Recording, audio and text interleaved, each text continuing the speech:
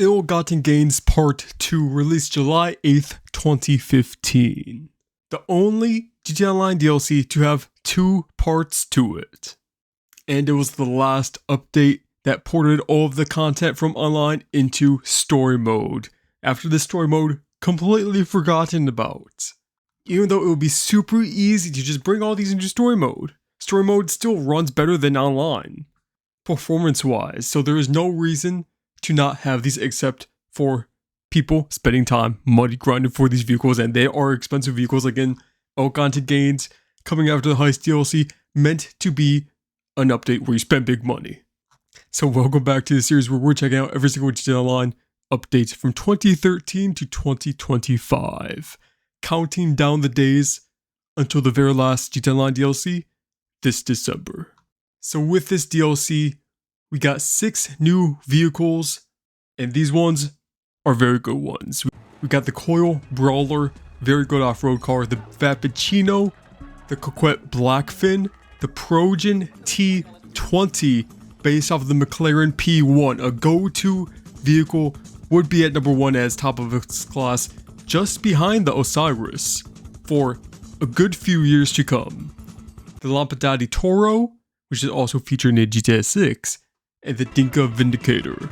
We got 140 new clothing items, 20 outfits, 15 tattoos, a new radio station, The Lab, more rare crate drop loot to collect when crate drops happen. And another huge feature is that with races and any other game modes, players can now create custom jobs inside the airport and Fort Zancudo. This was only a thing after the Ill-Gotten Gains update. Before, we didn't have any jobs taking place at the airport or Fort Zancudo. This allowed for really fun races, really fun game modes. Some others not so fun, like the insane parkour death matches, but that definitely added a lot of fun game modes created by people.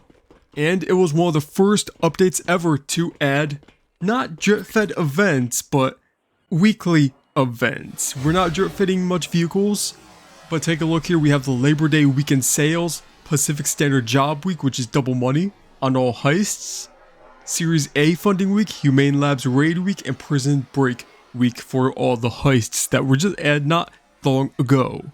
So this is kind of giving us a sneak peek of drip-fed content before that was really a thing. And we got 2 new weapons, the Marksman Pistol and the Knuckle Dusters. Nothing too much going on right here with these two. But looking back at the vehicles, I want to break some of these down. The Coil Brawler. So the number 1 vehicle in the off-road class at this time was the Sanchez, and I think it was Sanchez most of the GTA Online's life, I think up until 2020, until they added the new bike, that the Sanchez was at the number 1 spot, obviously because it's a bike.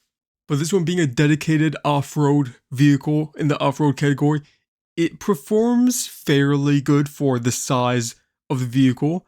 But it was unique. It had very unique looks to it. Customization wise, it's pretty fun. I would say this vehicle was definitely overlooked, especially nowadays. Many people forget this is even a car in GTA Online, but I think it's still a very fun and unique vehicle. The Blackfin coming in number 3rd in the muscle car category.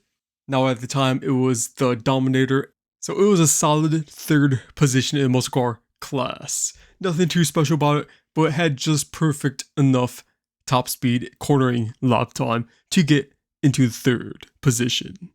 But the number 1 vehicle that would stay at number 1 in the sports car category for, I think, up until 2016, 2018. 2016 before they nerfed all the vehicles in the December DLC, all the way to 2018 even. Going to look at Ruffy1322's video testing this vehicle. It got a 1 minute 0.1.894 lap time. That is 0.04 of a second faster than the Osiris that was just released, which got into the 1st position just by 0.004 of a second. So T20, sizable gap in between number 2 and 3. It is now the go-to sports car and free mode vehicle in general for the city. Amazing acceleration, amazing top speed. Cornering, it handles so easy. It handles like a toy, very easy to drive. And again, just like the Adder, this is basically the Adder equivalent in 2015 based off the McLaren P1, very iconic and famous vehicle in real life. About time Rockstar made it with the 3D spoiler that would move up and down when you braked. Active spoiler on it was so unique. This vehicle so good looking. This is the new quickest car in the entire game, beating out the Osiris, which has only held that spot for 30 days since the previous update. It's absolutely incredible, the Progen T20. Clearly it's meant to be the McLaren P1, and it totally lives up to the expectations of its real life counterpart. There wasn't a single race you went into that you could escape the T20, and this was my go-to vehicle for 5 or so years. Still, even after some other vehicles beat it to the #1 spot, it was still very, very competitive. That's how close vehicles were back in the day. Now we have HSW vehicles. The top ones are so far ahead of any other supercar vehicle.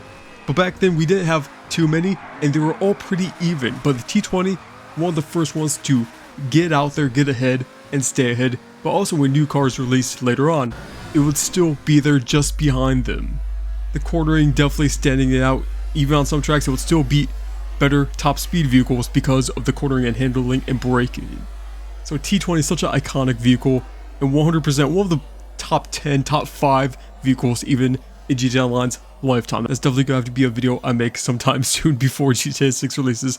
Top 10 vehicles of all time in GTA Online.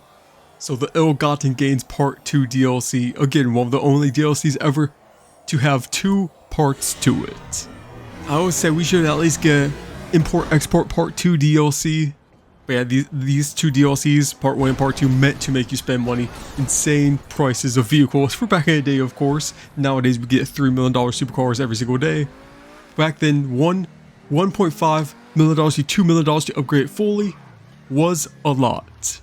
But good thing you had heists just before in March to save up all the money for the T20, the new fastest vehicle in GTA Online. And the next DLC to be released would be in September, so a good few months, July, August, a good 3 months. I think that's a record we're breaking that now, the longest wait across GTA Online updates. At the time, 2015, that just told you how much DLCs were actually released back in 2015, 2016. The peak of GTA Online, I say.